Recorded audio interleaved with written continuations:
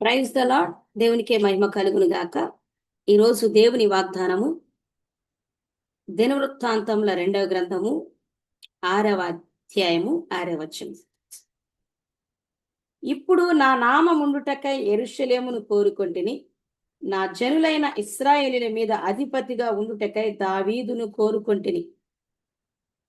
దేవుడు ఈరోజు నీతో సెలవిస్తున్నటువంటి స్పష్టంగా మాట్లాడుతున్న మాట, నేను నిన్ను కోరుకొని ఉన్నాను, నేను నిన్ను ఏర్పరచుకొని ఉన్నాను, నేను నిన్ను నియమించి ఉన్నాను అని మాట్లాడుతున్నారు. దేవుడు ఒక వ్యక్తిని ఎందుకు కోరుకుంటాడు అనంటే తన మహిమ నిమిత్తం, అలాగే వారిని హెచ్చించుట కొరకు. దేవుడు ఒక వ్యక్తిని 2 కార్యాల కొరకు కోరుకుంటాడు. ఒకటి తన మహిమ నిమిత్తం, రెండవది వారిని హెచ్చించుటకు.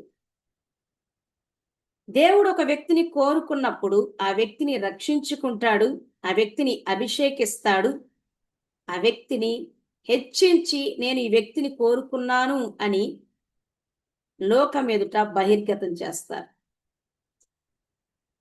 అయితే దేవుడు ఒక వ్యక్తిని కోరుకున్నప్పుడు ఆ వ్యక్తి లోకము చేత, అపవాది చేత, అపవాది సమాజము చేత తృణీకరించబడతాడు. దేవుడు కోరుకున్నటువంటి వ్యక్తులను, దేవుడు ఏర్పరచుకున్న వ్యక్తులను, దేవుడు అభిషేకించిన వ్యక్తిని లోకం అనగా మనుషులు తృణీకరిస్తారు, అపవాది తృణీకరిస్తాడు, అపవాదికి సంబంధించిన సమాజపు వారు కూడా తృణీకరిస్తారు, చిన్న చూపు చూస్తారు.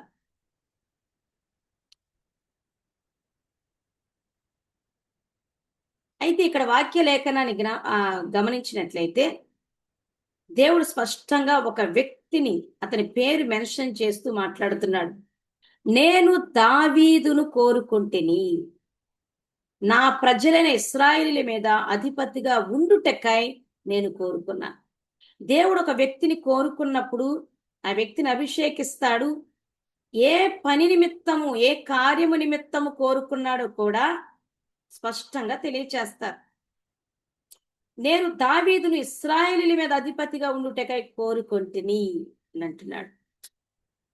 కీర్తనలు 89లో కూడా దేవుడు మాట్లాడుతున్నాడు. నేను నా సేవకుడైన దావీదును కోరుకున్నాను, అతనితో నేను నిబంధన చేశాను, నీ తర్వాత నీ సంతానమును కూడా స్థిరపరుస్తాను, సింహాసనం మీద స్థిరపరుస్తాను అని స్పష్టంగా దేవుడు మాట్లాడినట్లుగా మనం గమనించగలుగుతాం. అయితే దావీదును దేవుడు కోరుకున్నందున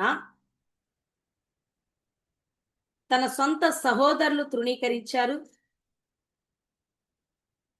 అపవాది తృణీకరించాడు, అపవాది సమాజపు వారు కూడా తృణీకరించారు. అంటే దావీదును లోకము అనగా మనుషులు తృణీకరించారు, అపవాది తృణీకరించాడు, అపవాదికి సంబంధించినటువంటి వారు కూడా తృణీకరించారు. వారిలో దావీదు యొక్క సహోదరులు దావీదును తృణీకరించినట్లుగా, చిన్న చూపు చూసినట్లుగా కూడా వాక్య లేఖనాలు తెలియజేస్తున్నాయి. అలాగే అపవాదికి సాదృశ్యమైన గొల్లియాతు తనతో యుద్ధం చేయటానికి వెళ్ళినప్పుడు నీవు బాలుడవు, నా ఎదుట నీవు ఏ పాటి వాడవు అని తృణీకరించాడు. గొల్లియాతు ఆయుధాలు మోస్తున్నటువంటి వ్యక్తి కూడా నీవు బాలుడవు, ఏ పాటి వాడవు అని తృణీకరించాడు. అలాగే సౌలు రాజు కూడా గొల్లియాతుతో యుద్ధం చేస్తాను అని దావీదు చెప్పినప్పుడు నీవు బాలుడవు, నీకు ఇది సాధ్యం కాదు, గొల్లియాతుని ఎదిరించే సామర్థ్యం నీలో లేదు అని తృణీకరించాడట. ఇవన్నీ కూడా మొదటి సమూయేలు 16-17 అధ్యాయాల్లో చూస్తే మనకు అర్థమవుతుంది. దావీదును ఎందుకు ఇంతమంది తృణీకరించారు అంటే ఒకే ఒక కారణం, దావీదును దేవుడు కోరుకున్నాడు, దావీదును దేవుడు ఏర్పాటు చేసుకున్నాడు, దావీదు దేవునికి హృదయానుసారుడుగా జీవిస్తున్నాడు, దావీదు దేవునికి ఇష్టుడుగా బ్రతుకుతున్నాడు. ఇవే కారణాలు లోకము తృణీకరించడానికి, అపవాది తృణీకరించడానికి, అపవాది సమాజము అతన్ని తృణీకరించడానికి కారణాలు.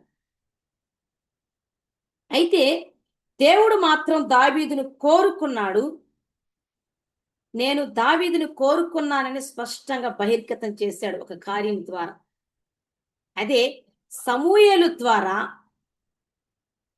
తృణీకరించిన సహోదరుల ఎదుట, తన కుటుంబం ఎదుట, సమాజం ఎదుట అభిషేకించినటువంటి విధానం.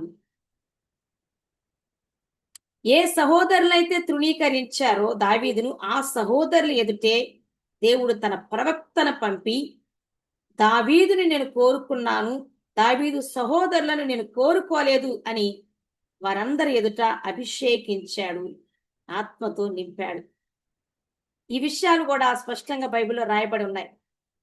దేవుడు ఒక వ్యక్తిని కోరుకుంటే ఆ వ్యక్తిని నేను కోరుకున్నాను అని బహిర్గతం చేస్తాడు క్లియర్గా. ఇంకొక విషయం, ఎవరినైతే దేవుడు కోరుకోలేదో ఆ వ్యక్తులని నేను కోరుకోలేదు అని కూడా స్పష్టంగా సమాజం ఎదుట బహిర్గతం చేస్తాడు. ఈ విషయము సమూయేలు మొదటి గ్రంథము 16వ అధ్యాయము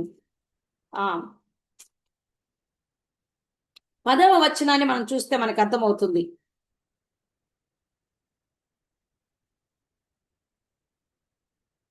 యెషయి తన 7 కుమారులను సమూయేలు ఎదుటికి పిలువగా సమూయేలు యెహోవా వీరిని కోరుకొనలేదని చెప్పి, దావీదు అన్నలైనటువంటి 7 అన్నలను యెషయి సమూయేలు వద్దకు పంపినప్పుడు, నేను వీరిలో ఎవ్వరిని కోరుకోలేదు అని దేవుడే చెప్పేశాడు. అయితే దావీదు సమూయేలు దగ్గరికి వస్తూ ఉన్నప్పుడే, ఇదిగో ఈ చిన్నవాడైన దావీదును నేను కోరుకున్నాను, లేచి అతనిని తన సహోదరులు ఎదుట, సమాజం ఎదుట అభిషేకించు అని చెప్పాడు. ఇక్కడ చూడండి 12, 13 వచనాలు. అతడు వాని పిలువనంపించి లోపలికి తోడుకొని వచ్చాను. అతడు ఎర్రని వాడును, చక్కని నేత్రములు గలవాడును, చూచుటకు సుందరమైన వాడునై ఉండెను. అతడు రాగానే, నేను కోరుకున్న వాడు ఇతడే, నీవు లేచి వానిని అభిషేకించుమని యెహోవా సెలవీయగా, సమూయేలు తైలపు కొమ్మును తీసి వాని సహోదరుల ఎదుట వానిని అభిషేకము చేశాను. హల్లెలూయా. దేవుడు ఎప్పుడు కూడా తృణీకరించిన వారి ఎదుట తాను కోరుకున్న వ్యక్తులను అభిషేకించి వాడుకుంటాడు, గౌరవించేలా చేస్తాడు, ఘనపరిచి హెచ్చిస్తాడు. హల్లెలూయా. అలాగే దావీదుని ఎవరైతే తృణీకరించారో వారందరినీ కూడా దేవుడు తృణీకరించాడు. గొల్లియాతును దావీదు ద్వారానే ఓడించి తృణీకరించాడు. సౌలు ఎదుట దావీదును ఘనపరిచి సౌలును తృణీకరించాడు. తన సహోదరులను నేను కోరుకోలేదు అని దేవుడు తృణీకరించి సహోదరుల ఎదుట దావీదును అభిషేకించాడు. హల్లెలూయా. గొల్లియాతు పుణ్యమా అంట దావీదు ఘనపరచబడ్డాడు. హల్లెలూయా. దేవునికే మహిమ. ఇక్కడ దేవుడు నిన్ను కోరుకున్నానని ఈ రోజున మాట్లాడుతున్నాడు. భయపడవద్దు. దేవుడు నిన్ను కోరుకున్నాడు గనుక ఈ లోకము అనగా మనుషులు నిన్ను తృణీకరిస్తారు. ఖచ్చితంగా నిన్ను చిన్నచూపు చూస్తారు. అపవాది సమాజపు వారు కూడా నిన్ను తృణీకరిస్తారు, చిన్నచూపు చూస్తారు. ఎందుకంటే నీ బలము, నీ సామర్థ్యము పైకి కనపడేలా లేదు. నీలో బలం ఉంది, నీలో సామర్థ్యం ఉంది, నీ మీద అభిషేకం ఉన్నది. నిన్ను తృణీకరించిన స్థలములో, తృణీకరించిన వ్యక్తుల మధ్యలో అపవాది చూస్తూ ఉండంగా, అపవాది సమాజపు వారు చూస్తూ ఉండంగా దేవుడు నిన్ను గౌరవించేలా, ఘనపరిచి హెచ్చించేలా కార్యము చేయబోతున్నాడు. ధైర్యంగా ఉండు. దేవుని యొక్క కృప నీకు తోడే ఉండును గాక. God bless you.